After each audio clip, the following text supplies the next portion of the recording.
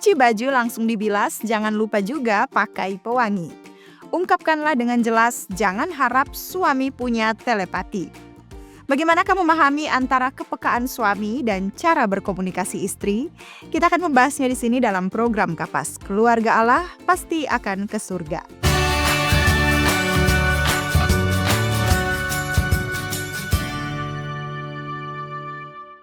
Salah satu penyebab utama konflik dalam rumah tangga adalah masalah komunikasi. Ya, banyak masalah rumah tangga bukan karena kurangnya cinta, tapi karena gagal saling memahami saat berkomunikasi. Contoh yang paling nyata ialah istri merasa suami tidak peka, tapi diam saja. Kemudian suami merasa istri sering marah tanpa alasan, tapi tidak bertanya. Jangan berharap pasangan kita punya telepati. Apa itu telepati? Telepati merujuk pada kemampuan seseorang untuk dapat memahami apa yang dipikirkan orang lain tanpa adanya interaksi yang berarti, terutama melalui indera atau kemampuan mengetahui apa yang sedang dipikirkan oleh orang lain tanpa ada pembicaraan, tulisan, ataupun kode atau simbol.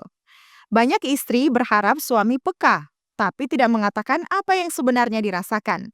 Akibatnya muncul frustrasi. Harusnya dia tahu, masa gitu aja nggak ngerti sih? Padahal laki-laki dan perempuan sering memproses hal-hal emosional dengan cara yang berbeda. Suami bukan tidak peduli, kadang mereka memang butuh diberitahu secara eksplisit. Mengapa hal ini sering terjadi dari pihak istri? Yang pertama karena perempuan secara alami lebih terhubung dengan emosi. Secara psikologis dan biologis, perempuan biasanya lebih ekspresif dan peka terhadap emosi, baik miliknya maupun orang lain. Karena itu, mereka berasumsi bahwa suami juga bisa menangkap sinyal emosional kecil seperti perubahan nada bicara, raut wajah, atau suasana hati. Tapi sayangnya banyak pria tidak terbiasa membaca ekspresi emosional secara mendalam, kecuali dilatih. Yang kedua, budaya dan film membentuk ekspektasi suami idaman. Banyak cerita, drama, atau film menggambarkan sosok suami yang romantis, peka, tahu kapan istri sedih, dan langsung menghibur tanpa perlu diminta. Tanpa sadar, ini membentuk harapan di pikiran istri, kalau dia benar-benar sayang, dia pasti tahu aku sedang sedih. Padahal di dunia nyata, cinta dan perhatian tidak selalu datang dengan kemampuan membaca pikiran. Yang ketiga, perasaan ingin dimengerti tanpa harus menjelaskan.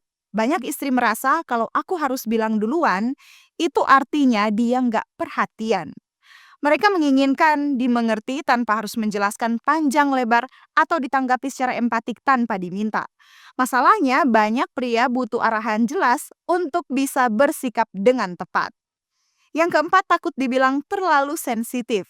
Sebagian istri enggan mengungkapkan perasaan karena takut dianggap cengeng, terlalu dramatisir, dan ribet. Akhirnya mereka memendam emosi dan berharap suami bisa paham sendiri, padahal suami tidak menyadarinya sama sekali. Yang kelima, kurangnya komunikasi terbuka sejak awal. Kadang sejak awal menikah, pasangan tidak membangun kebiasaan komunikasi yang sehat, sehingga istri lebih banyak berharap dalam diam, bukan berbicara secara langsung. Ada anggapan bahwa suami selalu salah dalam memahami perasaan dan kemauan istri. Kita perlu mengerti bahwa sebenarnya bukan karena suami selalu salah, tapi karena ada perbedaan cara berpikir, merasakan, dan merespons antara laki-laki dan perempuan. Seperti yang pertama, perbedaan cara memproses emosi. Perempuan atau istri cenderung memproses perasaan secara detil, ekspresif, dan kompleks, sedangkan laki-laki atau suami sering berpikir lebih praktis dan logis dengan tujuan langsung menyelesaikan masalah. Jadi ketika istri berbagi perasaan, dia ingin didengar dan dipahami. Tapi suami sering langsung masuk ke mode, bagaimana cara menyelesaikan ini? Sehingga yang terjadi ialah istri merasa, kok saya tidak didengarkan? Kok dia tidak peka ya? Yang kedua, kurangnya pemahaman emosional. Banyak suami tidak dibesarkan dengan kemampuan mengidentifikasi dan mengekspresikan emosi secara terbuka. Saat istri mengungkapkan rasa lelah, sedih, atau kecewa dengan cara halus atau emosional, suami gagal menangkap makna emosinya. Ini bukan karena suami tidak peduli, tapi karena kurang latihan emosional atau tidak tahu harus merespons bagaimana. Yang ketiga, ekspektasi emosional yang tidak terkomunikasikan. Istri seringkali memiliki ekspektasi emosional tersembunyi seperti, kalau dia sayang, harusnya dia tahu aku sedang terluka. Tapi tanpa komunikasi yang jelas, suami tidak bisa membaca maksud itu. Maka saat dia gagal menanggapi dengan tepat, istri merasa suami salah lagi. Yang keempat, kesalahpahaman yang berulang. Ketika suami pernah salah memahami perasaan istri sebelumnya, istri bisa jadi lebih sensitif dan mudah berpikir pasti dia salah lagi memahami aku. Akibatnya, walaupun suami berniat baik, responsnya dianggap salah atau tidak cukup. Yang kelima, perbedaan gaya bahasa cinta. Istri mungkin merasa dicintai lewat perhatian verbal, kata-kata yang lembut, pelukan, pendengaran yang penuh empati. Suami mungkin mengekspresikan cinta dengan tindakan, kerja keras, menyelesaikan masalah, atau membantu dalam diam-diam. Karena bahasa cinta ini berbeda, istri merasa tidak dimengerti dan menganggap suami tidak memahami perasaannya.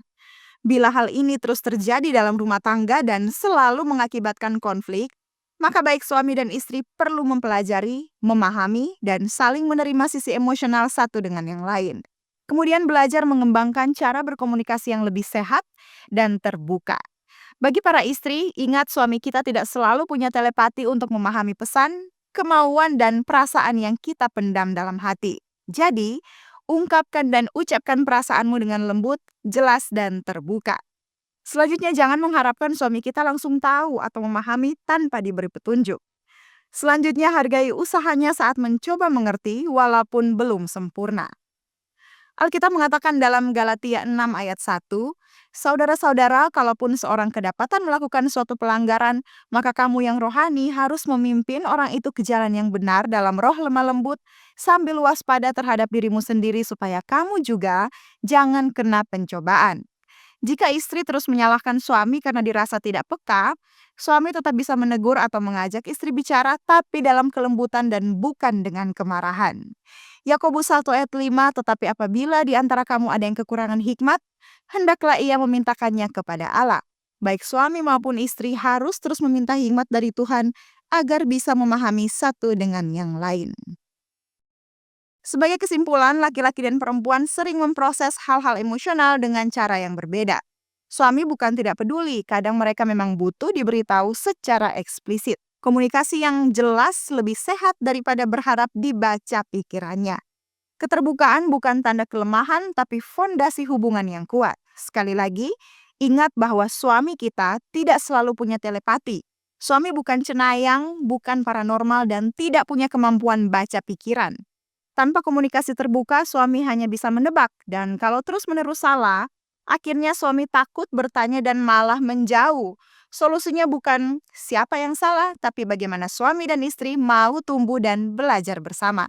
Dan yang sangat dibutuhkan ialah komunikasi yang jujur, terbuka, dan tanpa menyalahkan yang bisa dihasilkan dengan doa dan penyerahan kepada Allah. Demikianlah pembahasan kita kali ini, dan bila sahabat Kapas merasa diberkati, jangan lupa untuk like dan komen serta bagikan tayangan ini supaya semakin banyak orang lagi yang diberkati. Tuhan Yesus memberkati kita. Salam Kapas.